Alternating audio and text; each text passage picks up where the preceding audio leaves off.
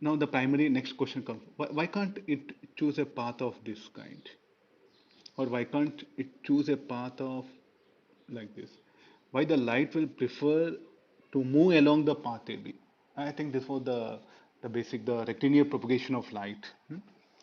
So the light will always prefer a path in which it can traverse the path in shortest time. There's a medium. So what is this yellow color you're seeing? This is a medium. The light will always prefer a path in which it can traverse the path in a shortest time. That one. Now, what is the speed of light? Let it be v. So now, if it prefers this particular path, as it can move from A to B in a shortest path in a shortest time. Therefore, it is going to propagate along AB in a straight line, provided if this is in a medium. This is. Now let's do one thing. We will bring two different medium. Then we'll see that what conditions will arise. So there's a medium one.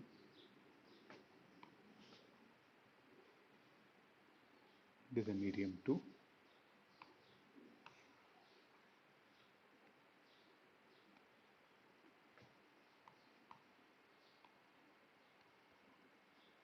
Let me define some reference lines I'm drawing for my sake, and this is the boundary, or what you can call like an interface. So this is the medium one,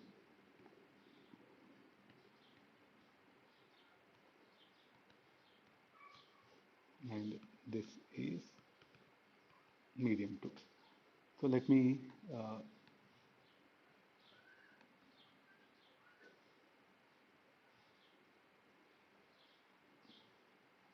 okay, the light, it has to know where are the point A and B. Now the point A and B are in different medium.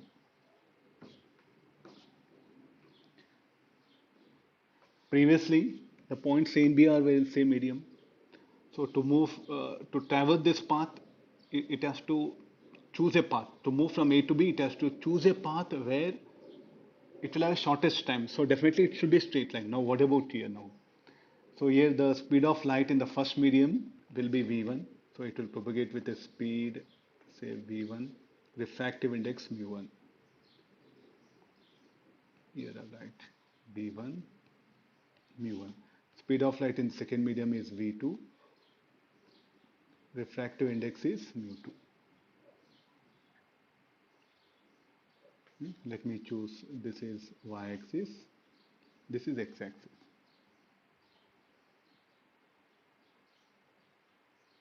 Okay, no, now will the light will propagate still in straight line? If it moves from one medium to another medium, the answer is no.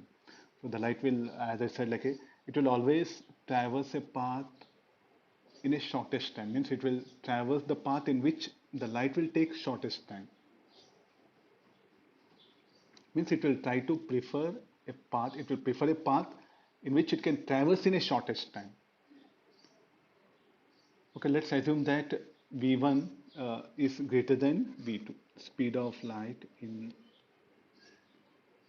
So definitely this should be the rarer medium. This should be the denser medium.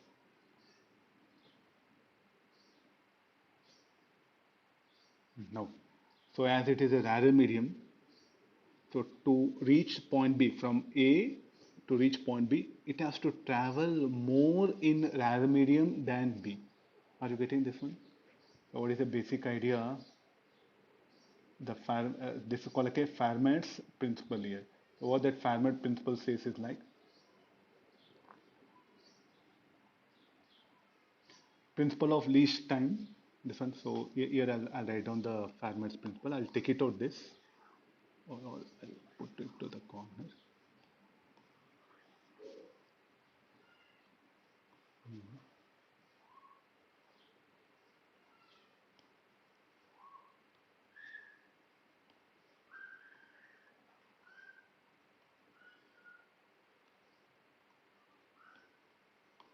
This I don't need, so I'll push it to the corner. Yeah. Now, what that Fermat's principle? So let me write that condition: V1 greater than V2. Fermat's principle: light travels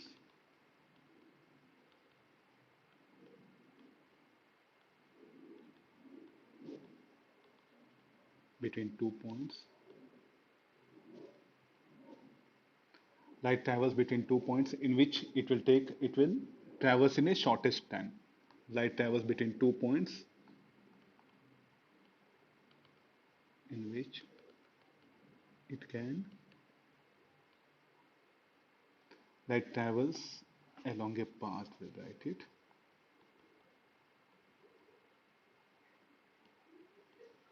in which it can traverse in shortest time. So preferably here how the path it has to be. So the path or the light will take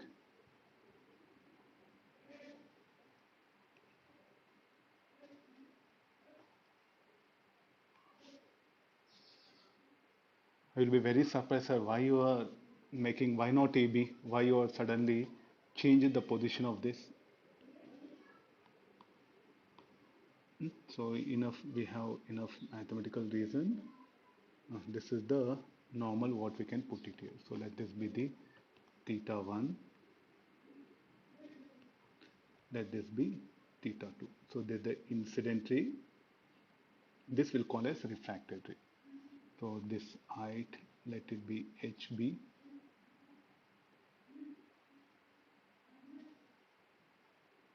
So let this be XB. Let this be X. Let this be XC. Let this be HA. Let's have some geometrical considerations. So where do the light will strike? It will strike the boundary, and this is the boundary. This is called like a boundary. So where do it will strike the boundary? It will strike at the point C. There it will bend. So why this bending of ray of light? Due to Fermat's principle, light travels along a path in which it can traverse in shortest time. So it prefers to, yeah, it's quite meaningfully it is there here. Light travels along a path in which it can traverse in shortest time. So it has to move from A to B. So rather than preferring this line, the straight line path AOB, so it will travel more in medium 1 than medium 2. So therefore it will bend here. Okay, let's take this one. There's a Fermat's principle. There's a nature's phenomena. So why it is like this means there's a nature's phenomena which we have made observation, and from this observation, like we are going to bring the Snell's law here. So time taken by the light to move from A to B. So shall we say that AC into V1?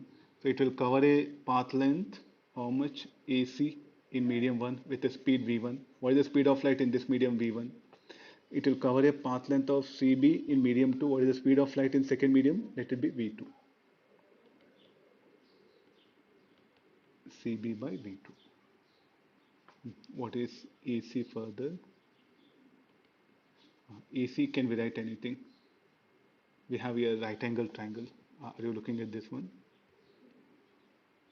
This will become hypotenuse. So we have a right angle triangle.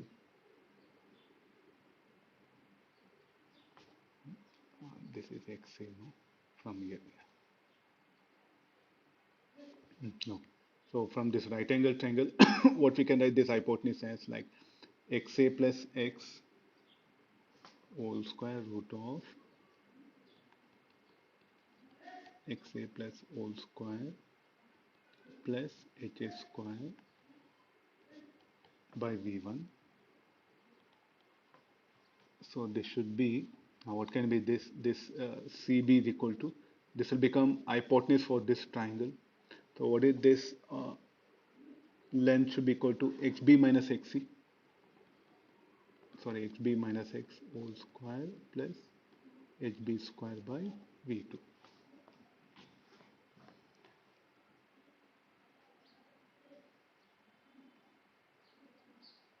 Now it is going to traverse in a shortest path. So let me differentiate this with respect to X. So this will become 1 by 2 under root of xa plus x whole square plus ha square into v1. This will be into v1. So the derivative of this will be 2 times of xa plus x. As ha is constant, so it will be 0, that one. And with respect to x we derived, so this will be the equation. Now similarly, this will be 1 divided by under root of 2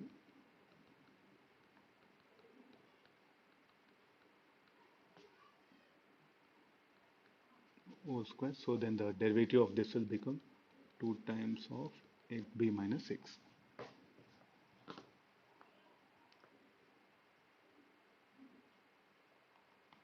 Looking at this, what is sine theta we can define here? Sine theta 1, now this 2 will get eliminated, xa plus x by all divided by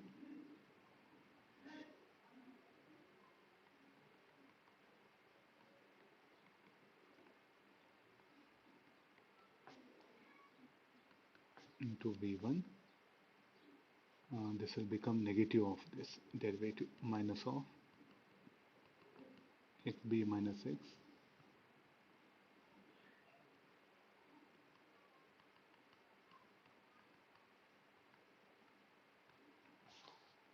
okay. This will be,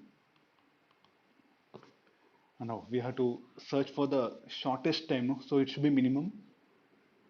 Before that, what is this ratio of these two quantities? Xa plus x will become this horizontal, and this will be the hypotenuse. So this sine theta 1, what we can write here is like xa plus x by ac. So this everything will become sine theta 1 by v1, sine theta 2 by v2. We are searching for the minimum. So shall we equate for 0? Because we are searching for the minimum time, or for shortest time.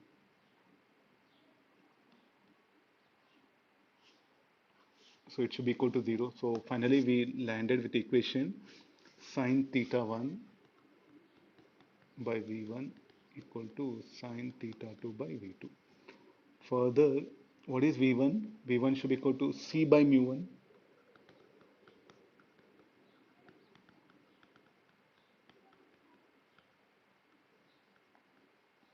So this will become mu1 sine theta 1 equal to mu2 sine theta 2. So this is the called as Snell's law. So what is theta 1, theta 2? So they are the angle of incidence and angle of refraction. So there's one basic fundamental Snell's law is what we have derived. Our entire rest of ray optics revolves around this formula.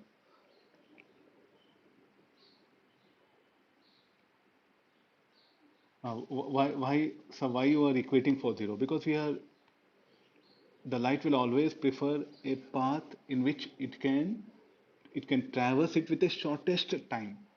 So therefore, I am equating that for 0, that one. dt by dx, let it be equal to 0.